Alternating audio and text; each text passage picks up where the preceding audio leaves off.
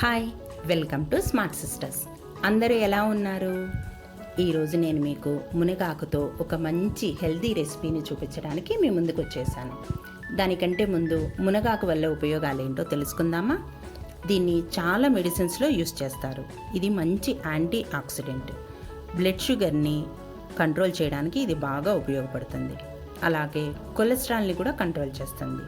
దీంట్లో ఫైబర్ ఎక్కువగా ఉంటుంది. మన స్కిన్కి, హెయిర్కి చాలా మంచిది.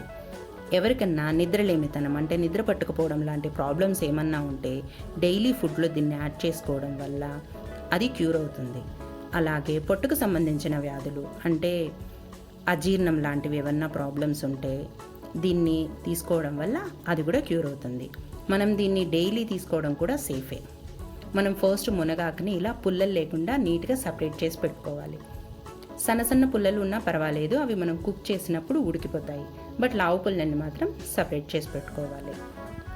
మనము ఒక కప్పు అంటే 20 గ్రామ్స్ మునగాకుల్ని తీసుకుంటే దాంట్లో proteins 2 grams, vitamin B6 19%, vitamin C 2%, iron 11%, vitamin A 9%, magnesium 8% ఉంటుంది.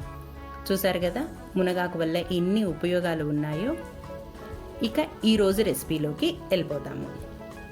ఈరోజు నేను మీకు మునగాకు కొర్రలతో పొప్పొంగలి ఎలా చేసుకోవాలో చూపిస్తాను. ఫస్ట్ దీనికి కావలసిన పదార్థాలు ఏంటో చూద్దాం. ఇక్కడ నేను 1 కప్పు కొర్రలు, 1 కప్పు మునగాకు తీసుకున్నాను. దానికి 1/2 కప్పు పెసరపప్పు, 3 లేదా 4 పచ్చిమిరపకాయలు, చిన్న అల్లం ముక్క. ఫస్ట్ మనం కొర్రల్ని నీట్గా కడిగి అట్లీస్ట్ 4 to 5 అవర్స్ నానబెట్టి పెట్టుకోవాలి. ఆ తర్వాత పెసరపప్పును కూడా 15 to 20 మినిట్స్ నానబెట్టుకుంటే సరిపోతుంది. తర్వాత పొయ్యి వెలిగించి గిన్నె పెట్టి 1 స్పూను ఆయిల్ వేసి, తాలింపు గింజల్లో ఇక్కడ నేను ఆవాలు, జీలకర్ర మాత్రమే యూజ్ చేశాను. తర్వాత దాంట్లో కరివేపాకు వేసి, తరిగి పెట్టుకున్న పచ్చిమిరపకాయలు, అల్లం ముక్కలు వేసి కాసేపు ఫ్రై అవ్వనివ్వాలి. అది ఫ్రై అయిన తర్వాత మునగాకును వేసి ఒక 5 మినిట్స్ ఫ్రై చేస్తే మీకు మంచి స్మెల్ వస్తుంది. అది చాలా బాగుంటుంది.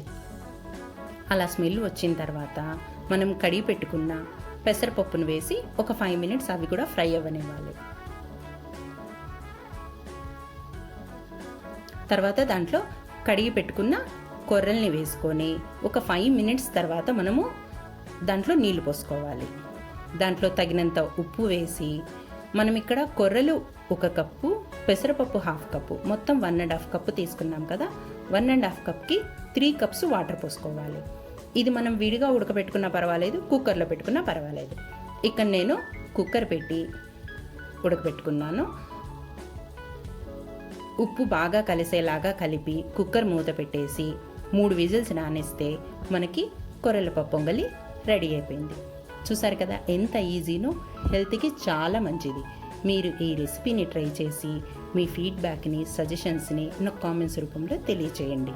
మీకు ఈ వీడియో కనుక నచ్చినట్లయితే లైక్ చేయండి, షేర్ చేయండి. ఇంతవరకు ఈ ఛానల్ని సబ్స్క్రైబ్ చేసుకోకపోతే సబ్స్క్రైబ్ చేసుకోండి. Thanks for watching.